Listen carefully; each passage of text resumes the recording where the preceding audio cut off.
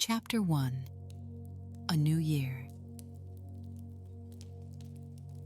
The morning light came soft through the windows of the Arrowny cottage, pale gold filtering through curtains that Relm's mother had sewn a lifetime ago. Spring had found Thamasa again, as it always did, pushing tender green shoots through soil that had once known only ash and ruin. It had been nearly 1 year since the sky had healed, 1 year since the mad god fell, 1 year since a man in black had pushed her from the path of falling stone before vanishing beneath the rubble. Relm Arrowny sat at the kitchen table, a cup of tea cooling between her hands. She would be 13 in 2 months, though some days she felt much older.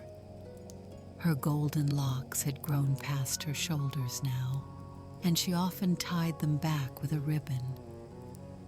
Across from her, Strago stirred honey into his own cup, the spoon clinking gently against ceramic. At her feet, Interceptor lay curled on a threadbare rug. The Doberman's muzzle had gone gray in the year since his master's death, and he moved with the careful slowness of an old dog guarding his remaining days. He had not left Relm's side since they descended from Kefka's crumbling tower. She did not know why. She had never thought to question it. The festival committee came by yesterday, Relm said, while you were at the archives. Strago looked up from his tea. Oh? They want me to paint something for the memorial. She turned the cup slowly in her hands. A mural, something to honor the heroes who fought against Kefka. That's quite an honor, Strago said carefully. You've thought about what you'll paint? I have. She met her grandfather's eyes across the table. They were kind eyes, she had always known, but there were secrets behind them. There had always been secrets. I want to paint shadow. The name settled into the kitchen like a held breath.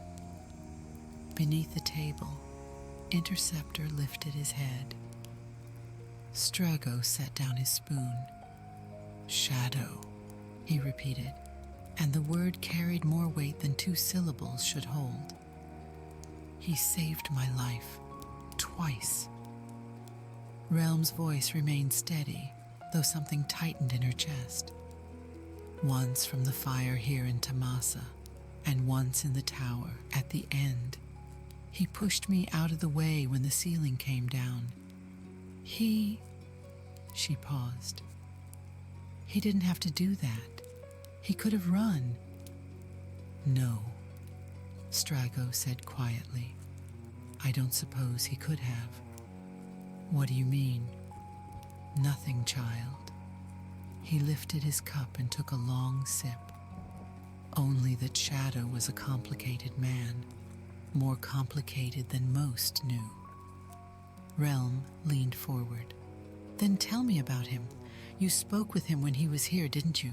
Before the fire, before we all went to the Esper caves. You must know something. Strago was quiet for a long moment.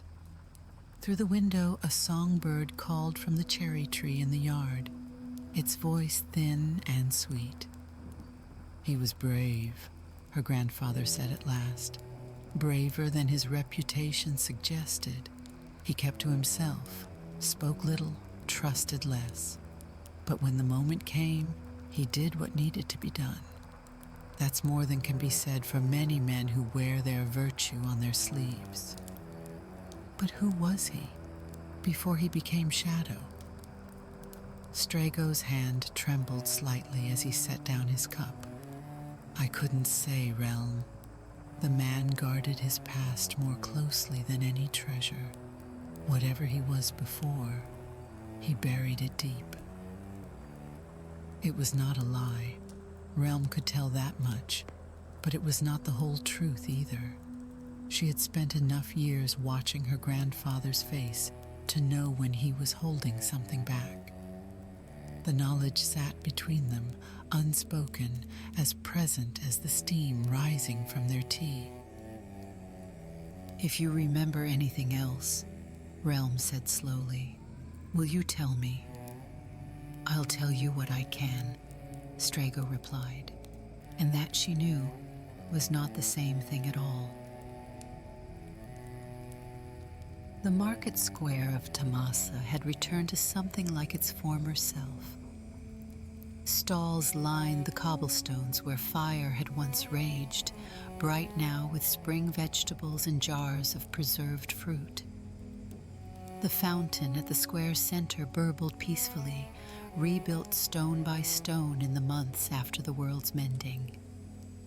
Relm made her way between the vendors, a canvas bag over her shoulder, interceptor padding stiffly at her heels. She was selecting brushes from old Mira's stall when a voice called out behind her. "Little Arrowny, buying paints again, are we?" Relm turned to find Orin leaning against a stack of crates, a wine-stained apron stretched across his considerable belly. He was a fishmonger by trade and a gossip by calling, his stall perpetually surrounded by those who came not for the catch, but for the currency of rumor. His smile revealed teeth that had seen better decades. "Hello, Orin. Heard you're doing the memorial painting this year." He ambled closer, hands tucked into his apron pockets. "Quite the honor for a girl your age. What's the subject, then? Figaro's young king? The general's daughter? That wild man who suplexed a train?" He chuckled at his own words. "Shadow," Relm said. The chuckle died. Orin's eyebrows rose toward his receding hairline. "Shadow? The assassin?" "The hero," Relm corrected. "He died fighting Kefka. He saved people. He saved me."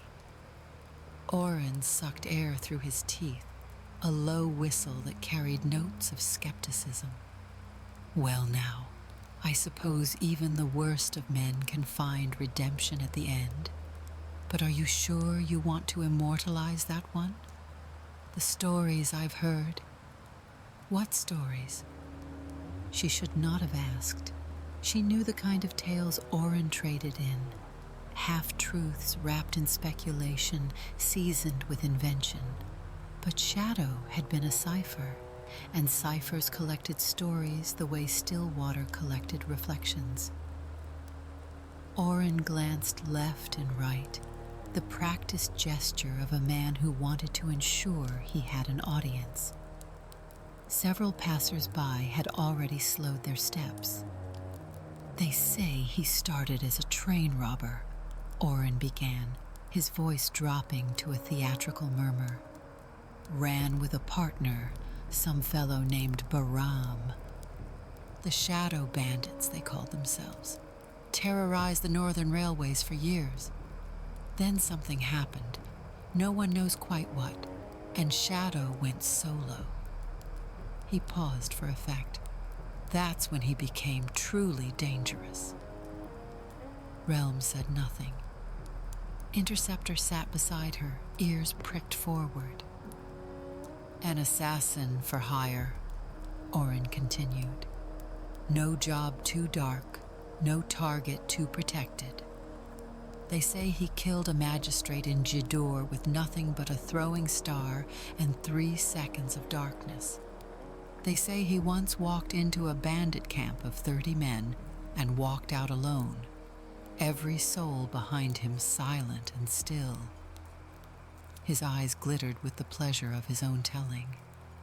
"They say he had no heart at all, just a cold, empty space where feeling ought to be."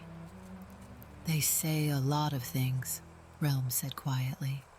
"Aye, they do. But where there's smoke, little Arrowny, there's fire. A man doesn't earn a reputation like shadows through kindness and charity.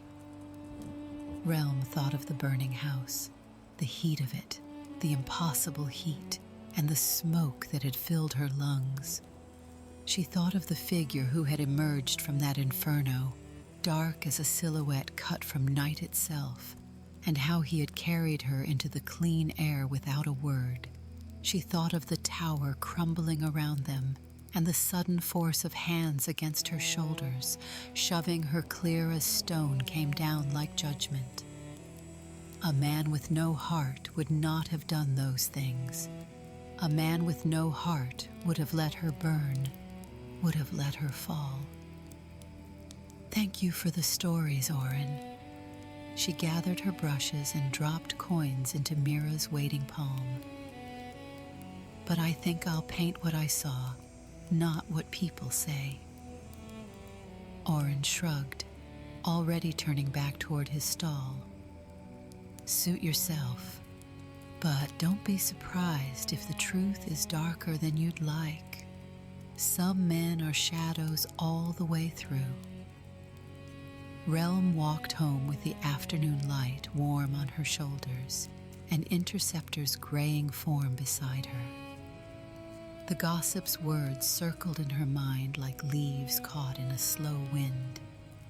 Train robber, assassin, killer. The stories did not match the man who had died for her. They did not match the way Interceptor still waited by the door some evenings, watching for a master who would never return. There was more to Shadow than rumor and reputation. There had to be, and Relm intended to find it. Chapter 2. First Brushstrokes. The canvas waited in the old barn behind the cottage, stretched across a wooden frame that Strago had helped her build. It measured 8 feet wide and 6 feet tall, large enough to capture a life, Relm hoped, though she was beginning to wonder if any canvas could truly hold something so vast as a man's soul. She had cleared a space among the dusty hay bales and rusted farm tools, positioning the frame where the afternoon light fell cleanest through the high windows. Her paints were arranged on a makeshift table, jars of pigment she had ground herself, oils pressed from nuts and seeds, brushes ranging from fine as a single hair to broad as her palm. Interceptor had followed her out, as he always did. He settled onto a folded blanket she had placed in the corner for him, his dark eyes watching her with patient attention. "Well," Relm said softly, addressing both the dog and the empty canvas, "I suppose we should begin." But where? Shadow's life stretched like a road through fog, its turnings hidden, its origins lost. She knew only fragments, the rumors Oren had shared, the careful half-truths from Strago, the brief months she had traveled alongside the man himself. He had been quiet then, speaking rarely and never of himself. She remembered the way he would sit apart from the others at camp, his back to a tree or a wall, always watching. She remembered the dog at his side, younger then, fierce and loyal, and she remembered the fire. Relm closed her eyes. The memory rose like smoke, curling through the years that separated her from that night. She had been 10 years old. The flames had come without warning, racing through the eastern quarter of Tamasa in the wake of the Esper's rampage. She had been in old Guildenstern's house when the first tongue of fire licked through the window. Within moments, the room had become an oven. She had crawled on hands and knees, the floorboards hot beneath her palms. She remembered the sound of timber groaning, the crack of beams giving way overhead. The smoke had filled her lungs until each breath became a blade. She had called for help, but her voice had been swallowed by the roar of flames. And then, stillness. Not silence, for the fire still raged around her, but a stillness in her heart, a sudden cessation of panic, as though some unseen hand had reached into her chest and steadied her racing pulse. She had looked up through the haze of smoke and seen a figure moving toward her. He walked through the flames as though they were nothing more than curtains of silk. His face was hidden behind a cowl and a mask of black cloth, only his eyes visible, and even those were obscured by shadow. But she had felt his gaze upon her, steady and sure. He had not spoken. He had simply lifted her into his arms, one hand supporting her back, the other hooked beneath her knees, and carried her through the burning doorway into the night beyond. She remembered the shock of cool air against her scorched skin. She remembered the way he had set her down on the grass, checked that she was breathing, before walking away without a single word. Relm opened her eyes. The canvas still waited, blank and patient. She lifted her brush. The first stroke was always the hardest. Her teachers in the old days, before the world ended and began again, had told her that a painting lived or died in its first stroke. Set down the wrong line, and everything that followed would carry the weight of that error. Set down the right one, and the image would unfold like a flower finding the sun. She began with darkness. A wash of deep indigo spread across the upper portion of the canvas, bleeding into black at the edges. This was the smoke, the night sky obscured by ash, the shadows that clung to the burning building like mourners around a pyre. She worked quickly, letting instinct guide her hand. The color pooled and spread, finding its own shape, its own truth. Next came the fire. Pigments of orange, red, and yellow she had mixed herself, layered over the darkness in careful strokes. Flames should never be painted too precisely, she had learned. Fire was chaos given form, and to render it too clearly was to rob it of its nature. Hours passed. The light through the barn windows shifted from gold to amber to the deep rose of approaching dusk. Relm barely noticed. She was lost in the work, lost in the memory, her brush moving as though guided by something beyond conscious thought. When she finally stepped back, the foundation had taken shape. A burning building, half collapsed, timbers jutting like broken bones against a smoke-dark sky. Flames crawling up the walls, reaching for the heavens with hungry fingers. And there, emerging from the doorway, a figure in black. She had not yet painted his face. The mask, the cowl, the shadows that hid everything but those watching eyes. But the shape of him was there, tall and lean, cloak flowing behind him like an extension of the night itself, arms cradling a small form against his chest. A child, herself, though she had not painted her features either.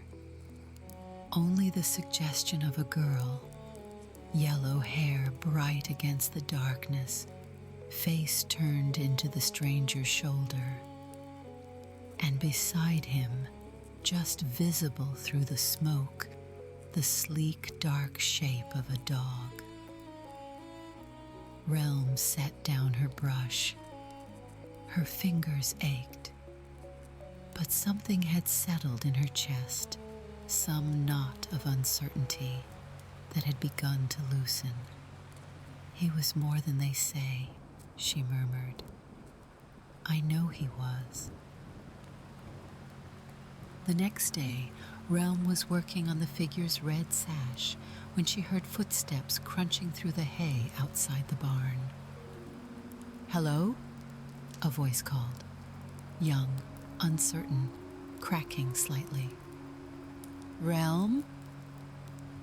"I'm in here," she called out. A boy appeared in the doorway, silhouetted against the bright morning light. He was perhaps a year older than Relm, gangly and sun-browned, with a shock of unruly red hair that stuck up in several directions at once. She recognized him vaguely. Tam, the miller's son, though she had never spoken more than a handful of words to him in all her years in Tamasa. "My mother sent bread," he said, holding up a cloth-wrapped bundle, "for you and Master Strago. She says you've been working too hard and probably forgot to eat." "That's kind of her." Relm wiped her hands on a rag and accepted the offering. The bread was still warm, and the smell of it made her stomach growl in sudden recognition of its own neglect. "Thanks, Tam." "Sure." He lingered in the doorway, eyes drifting past her to the canvas beyond. "Is that the memorial painting?" "Yeah, but it's not finished." Tam stepped closer. His gaze traveled over the flames, the smoke, the dark figure emerging from the destruction. "That's Shadow," he said. "The assassin." "Yes." Tam was quiet for a moment. I saw him once," he admitted. "That day, the day of the fire." Relm turned. "You did?" "Not during the fire itself, before." The boy shifted his weight, uncomfortable with her sudden attention. "He came into town that morning, early, before most folks were awake. I was helping my father open the mill. We saw him walking through the square." "Where was he going?" Tam hesitated. The cemetery," he said at last. "I thought it was odd, you know, a stranger, all in black, heading for the graves at dawn. So He flushed slightly. "I followed him, just to the edge of the wall." Relm's heart had begun to beat faster, though she could not have said why. "What did he do there?" "He stood at one of the graves. Just stood there for a long time. Didn't move, didn't speak. The dog sat beside him the whole while." Tam glanced at Interceptor. "Eventually, he just left, walked back down the hill and into the village. I didn't think much of it at the time." "Which grave?" The question came out sharper than Relm intended. Tam flinched slightly. "I'm not certain. I was far away, and the stones all look alike from the wall." He paused, "But I think it was the one on the eastern side, near the old willow tree." The eastern side, near the willow. Relm knew that grave. She had stood before it 100 times, tracing the letters carved into weathered stone. Relm Arrowny, beloved daughter, cherished mother. May she find peace in the star's embrace. Her mother's grave. "Are you all right?" Tam asked. You've gone pale. I'm fine, she assured. Thank you for telling me, and thank your mother for the bread. Of course. Tam retreated toward the door. I'll leave you to your work then. He was gone before she could respond, his footsteps fading across the yard. Relm stood motionless before her canvas. The painted figure of Shadow stared back at her, faceless, unknowable, forever frozen in the act of carrying a child from the flames. Why would a stranger visit her mother's grave? Shadow had come to Tamasa as a hired blade, a mercenary attached to the freedom fighters called the Returners. He had no ties to this village, no history with its people. Or did he? Relm thought of Strago's careful words, his hesitations and deflections.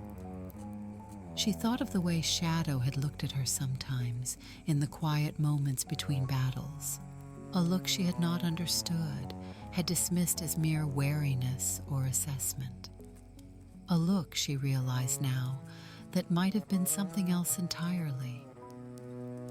The questions multiplied in her mind, each one giving birth to a dozen more. She did not have answers, but she knew with sudden and terrible clarity that her grandfather did.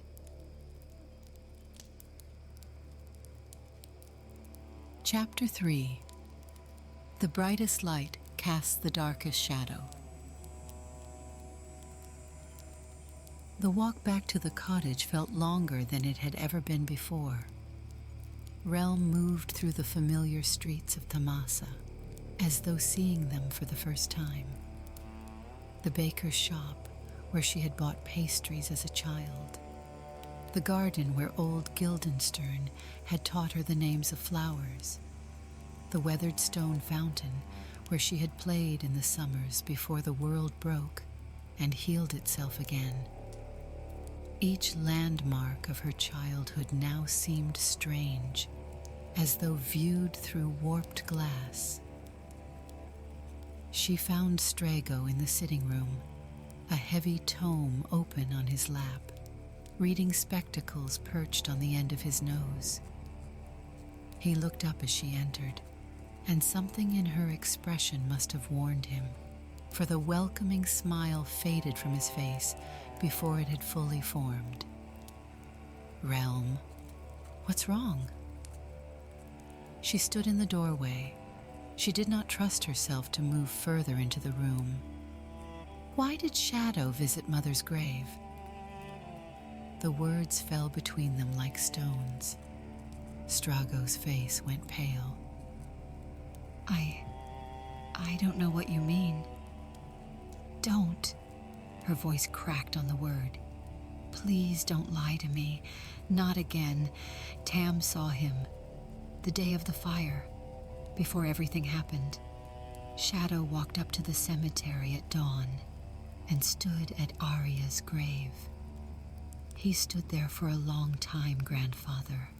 A stranger, a hired assassin, standing at my mother's grave. Why would a stranger do that? Strago closed his eyes. Because he wasn't a stranger. The words were barely a whisper. What? He wasn't a stranger, Relm. Strago opened his eyes, and there were tears in them. Tears she hadn't seen since they buried her mother 7 years ago, when the fever took her. I should have told you long ago. I promised myself I would when you were older, when you were ready. But the years passed, and the words never came. And then, he was gone. Tell me now, she insisted. Strago drew a long, shaky breath, His hands gripped the arms of his chair as though anchoring himself against some invisible tide. When Shadow came to Tomasa with the returners, I recognized something in him, not his face, that was hidden as always, but the way he moved, the way he held himself. There was something familiar in it, something I couldn't place. He paused. On the second night, after the others had gone to sleep, I confronted him. I asked him to show me his face. And did he? Not at first. He told me that the man I was looking for was dead, that he had been dead for many years, and that the face beneath the mask was nothing but a ghost. Strago's voice grew thick with old grief, but I pressed him. I told him that I had known that face once, and that I deserved to see what had become of it. And finally, he drew back his cowl. The room had grown very quiet. Even Interceptor sat motionless, ears forward, as though he too were waiting for what came next. Who was he? Strago met her eyes. In his gaze, she saw sorrow beyond measure and a terrible, crushing guilt. His name was Clyde Arrowny. The tears spilled over, tracing lines down his weathered cheeks. He was your father. For a long moment, the words refused to make sense. They hung in the air, strange and foreign. No.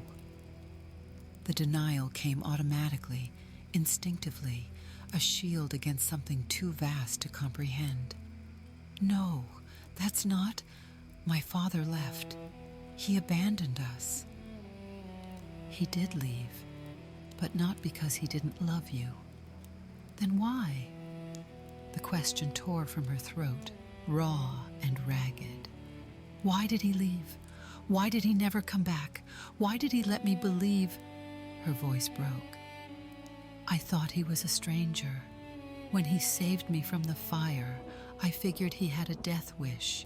And in the tower, when he pushed me clear, when the stones came down, she couldn't finish. The memory rose unbidden. The terrible roar of collapsing masonry, the force of hands against her shoulders, the last glimpse of a black-clad figure vanishing beneath an avalanche of broken stone. He died for me, she whispered.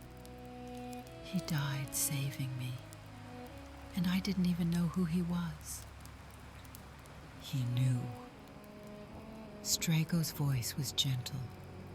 He knew who you were, Relm, and I believe that saving you was the one thing he had left to give. Anger flared, sudden and hot as the fire that had nearly claimed her life. You should have told me, she shouted. All those years, all those questions about my father, and you just let me wonder. You let me invent stories about a man who didn't care enough to stay. And all along you knew. I was trying to protect you. From what? From the truth? She laughed, and the sound was bitter as ash. Was it really protection, grandfather? Or was it just easier to pretend he had never existed at all? Strago flinched as though she had struck him. There is more to the story, he said quietly. More than I have ever told you. Your mother left a diary, and there's a letter from Clyde, written the night he left. Where? In the attic, in the chest with your mother's things. I kept them there all these years. I thought someday. But Relm was already moving, already climbing the narrow stairs to the upper floor, Strago's pleas trailing behind her. She did not look back. The attic was dim and dusty, lit only by the pale glow filtering through a single grimy window. Relm had not ventured up here in years. The space was crowded with the detritus of generations, broken furniture, moth-eaten tapestries, and cobwebs that draped the rafters like funeral shrouds. The chest sat in the far corner, half buried beneath a stack of mildewed quilts. It was made of dark oak, banded with iron, and upon its lid was carved a single word, Aria. Relm knelt before it. Her hands trembled as she lifted the heavy lid. Inside, arranged with loving care, lay the remnants of her mother's life. A pressed flower, brown and fragile, a ribbon the color of summer sky, a small portrait in a tarnished frame, Aria at perhaps 20 years old, smiling, her blonde hair crowned with wildflowers.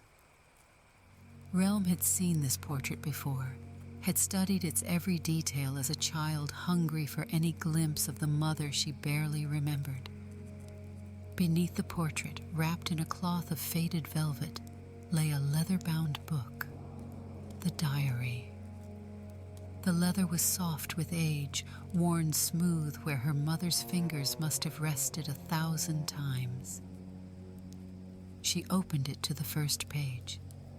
This journal belongs to Relm Arrowny of Tamasa, wife, mother, keeper of secrets I never thought I'd hold. Relm turned the pages slowly, scanning the entries. Her mother's handwriting was elegant but hurried, the script of someone who thought faster than her pen could follow. There were passages about daily life in Tamasa, festivals attended, herbs gathered, minor disagreements, simple things, the small currency of an ordinary life. Then she found it. 17th day of the harvest moon. Something extraordinary happened today. Father found a man collapsed on the northern road, half dead from blood loss, barely breathing.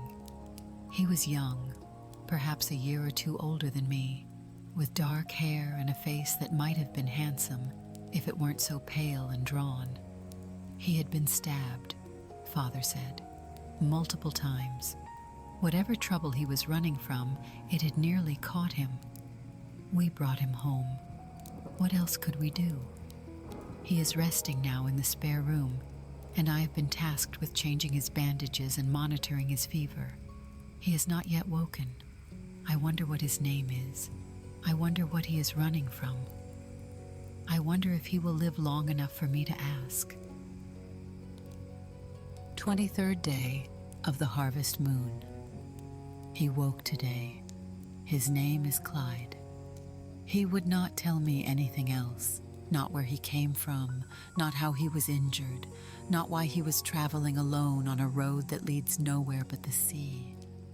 He thanked me for tending to his wounds, his voice rough from disuse, and there was something in his eyes when he looked at me, something wary and afraid, like a wild animal that expects to be struck. I told him he was safe here. I don't know if he believed me. 5th day of the frost moon. Clyde is healing well, though he still flinches when Father enters the room. He trusts me a little more now, I think.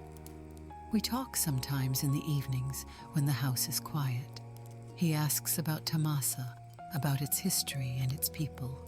He seems genuinely curious, though he deflects every question I ask about his own past. There is a gentleness in him that surprises me. He helped me carry water from the well yesterday, though the effort clearly pained him. When I scolded him for straining his wounds, he smiled, a small, fleeting thing, gone almost before I could register it. but it changed his face entirely. For just a moment, he looked like someone who remembered what it meant to be happy. 19th day of the frost moon. I know now why Clyde was running. The news came from a traveling merchant. The Empire is hunting someone called the Shadow Bandit, a train robber, they say, who terrorized the northern railways for years before disappearing. There is a bounty on his head large enough to buy a lordship. The merchant described him: dark hair, lean build, a scar on his left shoulder from a knife wound that almost killed him. Clyde has a scar on his left shoulder. I have not told Father. I don't know why. Perhaps because I look at Clyde and I cannot see a criminal. I see only a man who flinches at loud noises and cannot sleep without a candle burning. I see someone who watches me when he thinks I'm not looking and quickly turns away when I catch his eye. I see someone who needs very badly to be forgiven, though he has not yet found the words to ask. 3rd day of the new sun. He told me everything today. We were sitting by the fire, Father already asleep in his chair, and Clyde began to speak. The words came slowly at first, halting and reluctant, as though each one cost him something precious. He told me about the trains, about his partner Bahram, about the life they had led before it all went wrong. He told me about the night Bahram was injured, the impossible choice Clyde faced, the guilt that had driven him to run until he could run no further. He wept. I have never seen a grown man weep like that, silent, shaking, as though his body couldn't contain the grief any longer. I held him until the trembling stopped. I did not speak. There was nothing I could say. When it was over, he looked at me with those dark eyes and said, "You should send me away. I've brought nothing but ruin to everyone who's ever been close to me." I told him that wasn't his choice to make. I think I might be falling in love with him. 27th day of the bloom moon. We were married today. It was a small ceremony, just Father, old Guildenstern, and a few trusted neighbors. Clyde insisted on keeping it quiet, for my protection, he said, though I suspect he also feared that speaking the vows aloud might somehow jinx the fragile happiness we have found. He is superstitious in strange ways, my husband. He will not sleep with his back to a door. He keeps a knife beneath his pillow. He still wakes sometimes in the dark, gasping, reaching for threats that exist only in his memory. But he is mine now, and I am his. And whatever shadows follow him, we will face them together. 8th day of the harvest moon, 2 years later. Relm took her first steps today. Clyde caught her when she stumbled. He lifted her into his arms and swung her around until she shrieked with laughter, and I watched them from the doorway with my heart so full I thought it might burst. She has his eyes, my daughter, dark and watchful and full of secret depths. But her smile is mine. When she smiles, it is like watching the sun rise. He is a good father, better than he believes himself capable of being. He sings to her at night, old songs from somewhere far away, in a language I don't recognize. He bought her a dog, a black hound that follows him everywhere. He tells her stories of heroes and monsters, of brave knights and clever princesses. And when she asks about the monsters under her bed, he tells her that no monster would dare come near, not while he is watching. The shadows still find him sometimes. He still wakes in the night, still flinches at unexpected sounds, still carries that weight of guilt that I cannot lift, no matter how hard I try. But he is here. He is ours. I thought I knew what happiness was. I was wrong. This ordinary life, this small cottage, this man who loves me despite everything he has done and everything he fears, this is happiness. This is more than I ever dared to dream. There were more entries, but Relm could not read them. Her vision had blurred with tears, and her hands were shaking too badly to hold the book steady. She set it down gently, reverently, as though it were a holy relic. Her mother's voice echoed in her mind, her father's face, not the mask of shadow, but the face of a man named Clyde, who had wept in her mother's arms, still eluded her. He had loved them, and yet he had left anyway. Why? Interceptor climbed the stairs leading to the attic. The old dog padded across the dusty floor, his claws clicking softly on the wooden boards, and stopped before a small cabinet wedged between two broken chairs. He looked back at her, then pawed at the cabinet's door. "What is it, boy?" Another paw at the door, a soft whine. Relm rose on unsteady legs and crossed to where the dog waited. The cabinet was old, its wood warped by time and moisture, but it opened easily enough. And there, tucked behind a bundle of old letters, a single envelope.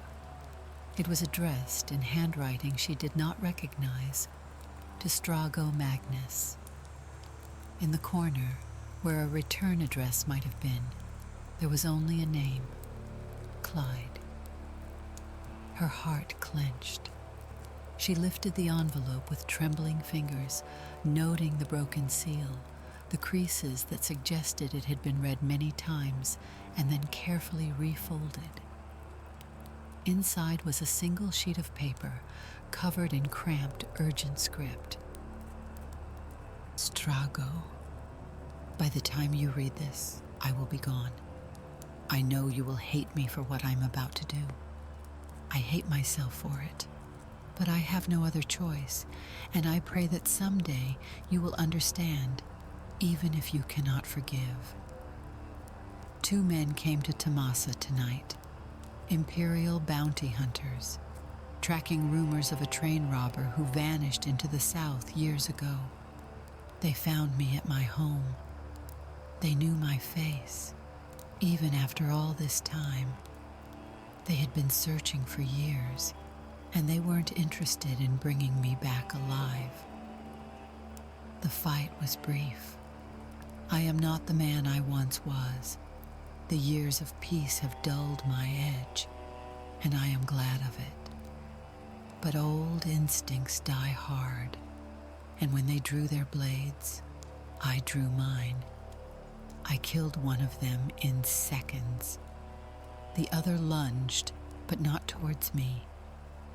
Arya was standing in front of Relm's crib, a kitchen knife in her hand, blood running down her arm where he had cut her. She was screaming at him to stay back, putting herself between him and our daughter, knowing he would kill her to claim leverage in the fight. I killed him before he had the chance. The next thing I knew, Arya was in my arms, and there was blood everywhere. The healer says Arya will live, but she will carry the scar for the rest of her days. A scar that is my fault. A scar she earned because she loved me, because I was too selfish to leave when I should have. I cannot stay. I know that now. As long as I am here, they will keep coming. The bounty will never expire. The Empire does not forget, and it does not forgive. If I stay, more hunters will find me, and next time, Arya might not survive. Next time, Relm might be the one standing between a killer and his mark. I will not let that happen. I am leaving tonight. I will draw the hunters away, lead them on a chase that ends far from Thamasa, far from everyone I love. Perhaps I will die. Perhaps that would be best.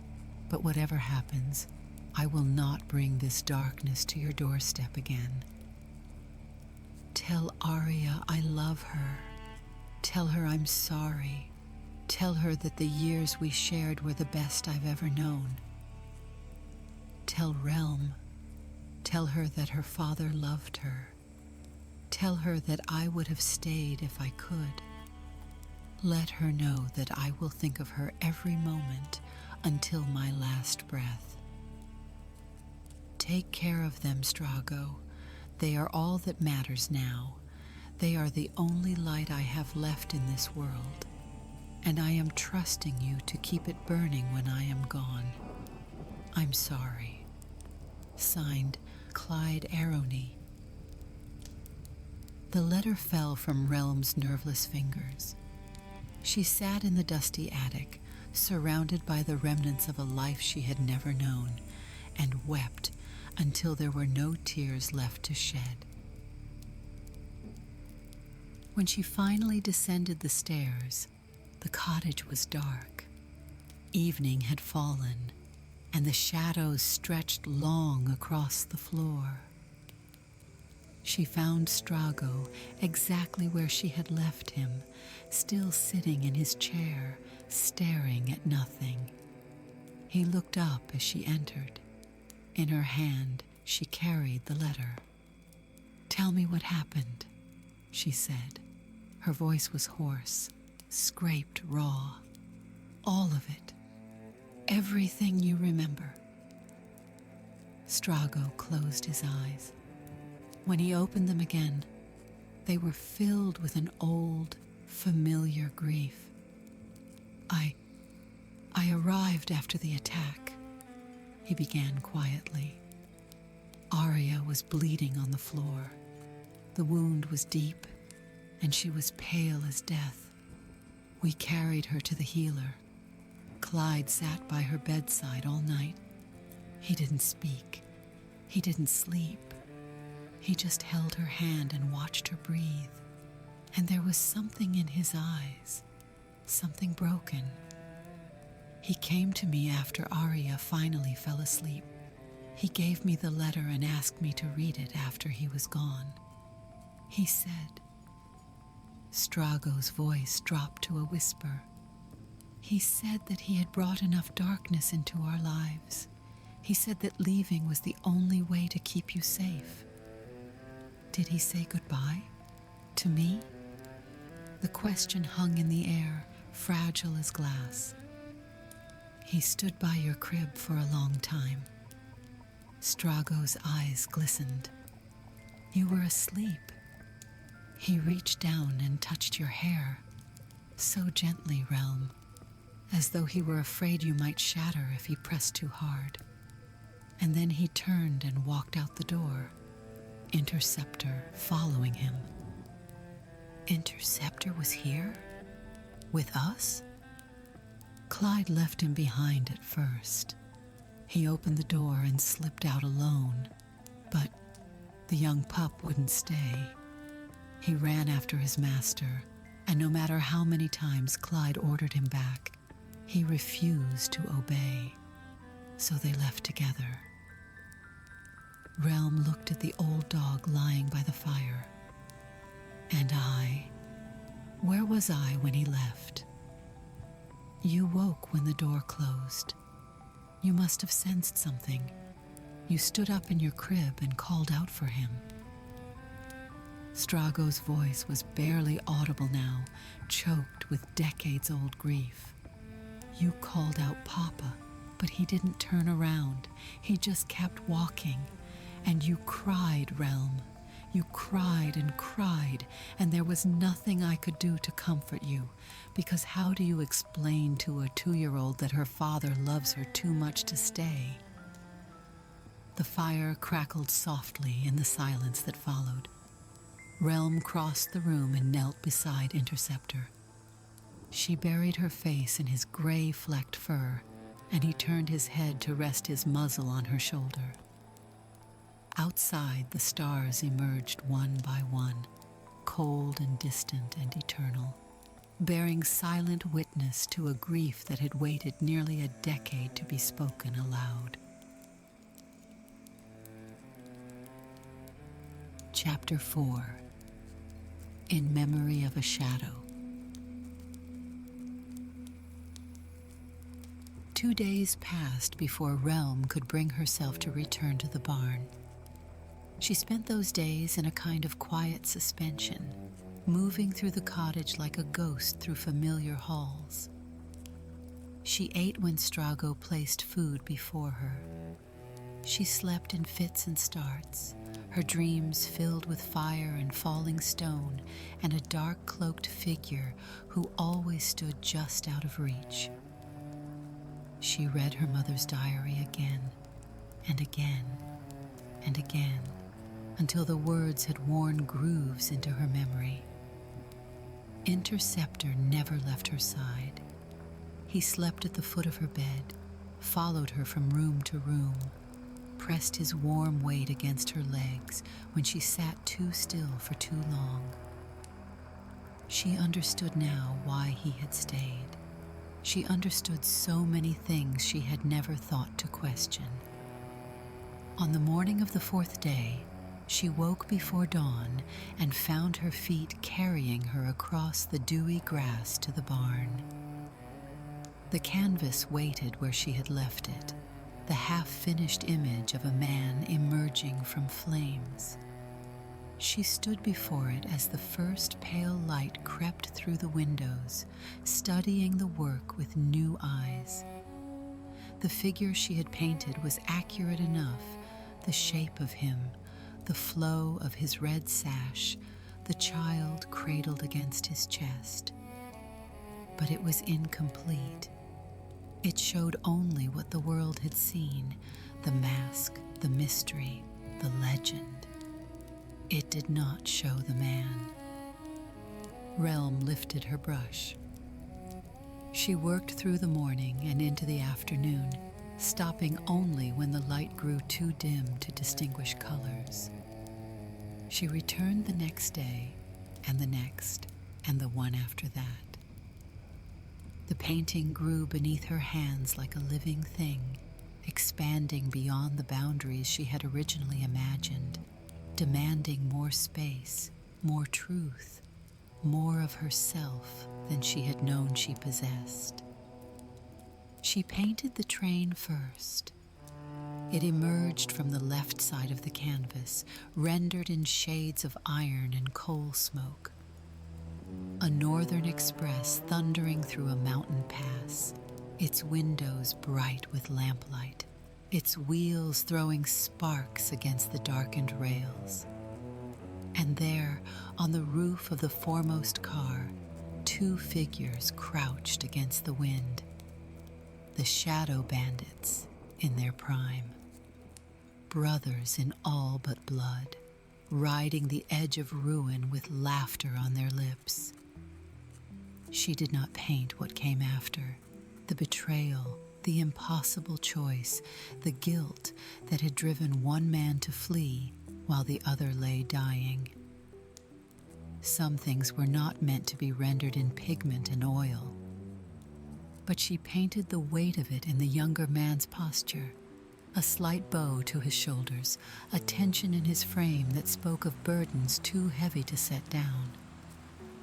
Next came the assassin. She painted him in the center of the canvas, larger than the other figures, dominant as a thundercloud against a summer sky. Here was the shadow the world had known, masked and cloaked, a blade gleaming in each hand, eyes cold as winter starlight. She rendered him standing atop a moonlit rooftop, the city of Vector sprawling beneath him, imperial banners snapping in the wind. A figure of death, a dealer in endings, the nightmare that stalked the powerful in their sleep. But she painted something else too, a softness around those cold eyes, a hesitation in the grip that held those gleaming blades. The assassin had been real. She did not doubt the stories, did not flinch from the truth of what her father had done to survive. But he had been more than his kills, more than his reputation, more than the fear he inspired in those who spoke his name in whispers. He had been a man trying to outrun his own shadow. And shadows, Relm knew, could never truly be escaped. The third section of the mural was the hardest to paint. She rendered it on the right side of the canvas, opposite the train. A small cottage with a thatched roof, smoke curling from its chimney, moon petals blooming in the garden beneath the window. A woman stood in the doorway, dark-haired and smiling, her hand resting on the frame as though reluctant to step inside and leave the evening air behind. And there, seated on the porch steps, a man with no mask. She had never seen her father's face. No portrait existed, no sketch, no memory clear enough to guide her brush. But she painted him anyway, drawing on the shape of her own features, the color of her own eyes, the line of a jaw she saw every morning in the mirror's glass. He was younger here than he had been in the tower, younger and softer and whole in a way that the assassin had never been. In his arms, he held a child, a girl with yellow hair, bright as spring sunlight. He was looking down at her, and on his face, his unmasked, unguarded face, was an expression of such profound and tender love that Relm had to stop painting for a while, until her vision cleared and her hands stopped shaking. The final figure she saved for last. He stood at the bottom of the canvas, beneath the cottage, beneath the assassin, beneath the train and its fleeing bandits. He stood in the rubble of a shattered tower, dust and debris still falling around him, his cloak torn and bloodied, his mask askew.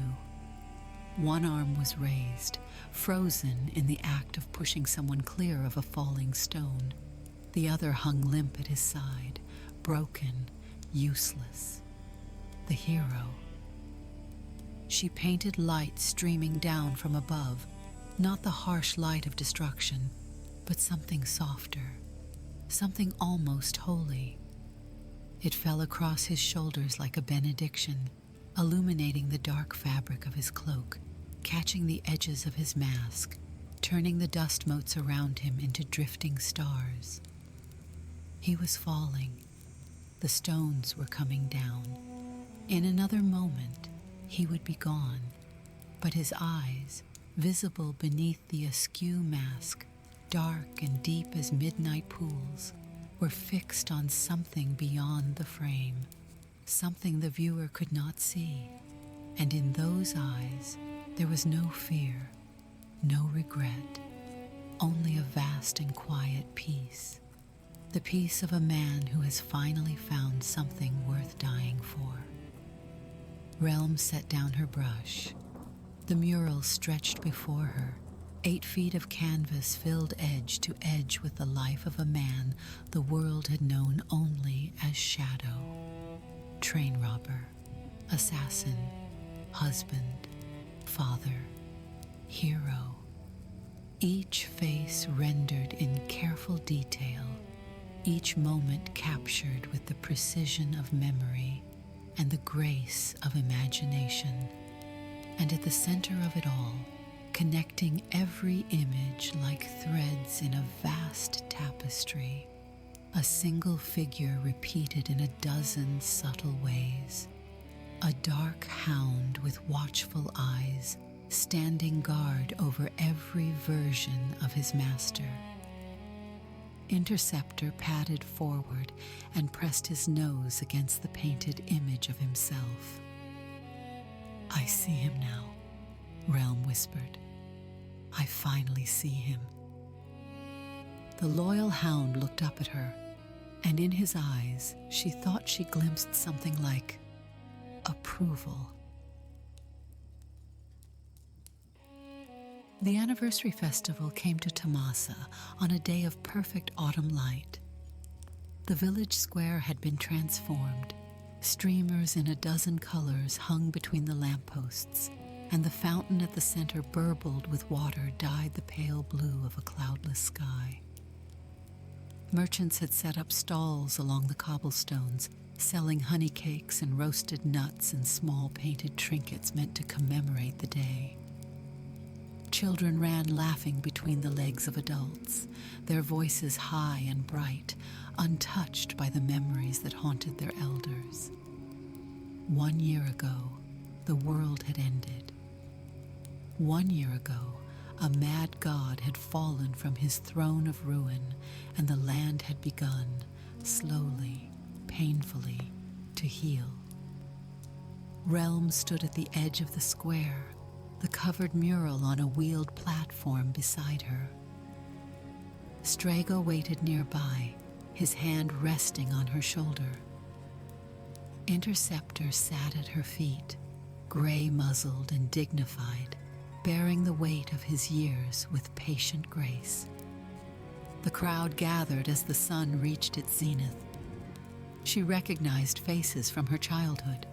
Old Guildenstern, leaning on his cane, Mira, the brush seller, her apron still stained with pigment, Oren, the gossip, for once respectfully silent. And there were strangers, too, travelers who had come from distant towns to pay their respects, survivors who had fought in battles Relm had only heard stories about, pilgrims seeking some small measure of closure in a world still learning how to hope. The mayor, a plump, kindly woman named Sarah, stepped forward and raised her hands for silence. 1 year ago today, she began, her voice carrying across the hushed square, we stood together in the shadow of despair. A tyrant had broken the world, and we did not know if it could ever be mended. But it was, by courage, by sacrifice, by the efforts of heroes whose names we will never forget. She turned to Relm. Today, we honor one of those heroes, a man who gave his life so that others might live, a man who walked through fire and darkness and emerged in the end as something more than the legends had made him. Sarah smiled gently. Relm Arrowny has painted a tribute to his memory, and now she will share it with us all. The crowd fell silent. Every eye turned to the covered platform. Relm stepped forward. Her heart was pounding, but her hands were steady. She had cried all her tears in the attic, in the barn, in the quiet hours of sleepless nights. What remained now was something harder than grief, something that felt almost like peace. She gripped the edge of the cloth. "Before I show you this painting," she began, "I need to tell you something that I didn't know myself until a few days ago." She looked out at the assembled faces. Strago's eyes glistened with unshed tears. Interceptor's tail brushed gently against her ankle. The man you knew as Shadow was born Clyde Arrowny. He was a train robber in his youth, an assassin in his later years, and a hero at the end. But before all of that, before the masks and the legends and the blood, he was something simpler. Her voice caught. He was my father. A murmur rippled through the crowd. He left when I was 2 years old, Relm continued. He left because he loved us, my mother and me, too much to let his past destroy us. He spent years running, fighting, killing, trying to outpace a shadow that would never stop following him. And in the end, when the world was breaking apart, he found his way back to us. He saved my life. He gave his own so that I could live. She pulled the cloth free. The mural blazed in the afternoon light. The crowd gasped. Relm heard whispers and exclamations, but she did not look at them. She looked at the painting, at the train robber and the assassin, and the father and the hero, all rendered in color and light, all part of a single unbroken story. This is who he was, she said, all of him, the darkness and the light, the sin and the redemption, the man who ran away and the man who came back. She turned to face the crowd, and her eyes were dry, her voice strong. His name was Clyde Arrowny. He was my father. And I am proud, so proud, to be his daughter. The silence stretched for a long moment. Then, from somewhere in the crowd, a single pair of hands began to clap. Others joined, slowly at first, then building like a wave until the entire square thundered with applause. Relm stood before the mural of her father's life, and she let the sound wash over her like rain after a long drought. The world had known him as Shadow. It had feared him, whispered about him, spun legends from the fragments of his passage. But she knew him now, truly knew him, and in knowing, she had set him free. The sun climbed higher. The festival swirled on around her, bright with music and laughter and the simple joy of being alive. And Relm Arrowny stood in the light, her father's story told at last, watching as the afternoon shadows stretched long across the cobblestones. Shadows that no longer frightened her, for she understood now what her father had learned in his final moments when the tower fell and he gave everything he had left to give, that shadows were not the enemy of light. They were simply the shape that light made when it touched something real, and Clyde Arrowny had been real, flawed and broken and beautiful, a man of darkness who had died reaching for the dawn, her father, her hero, her shadow.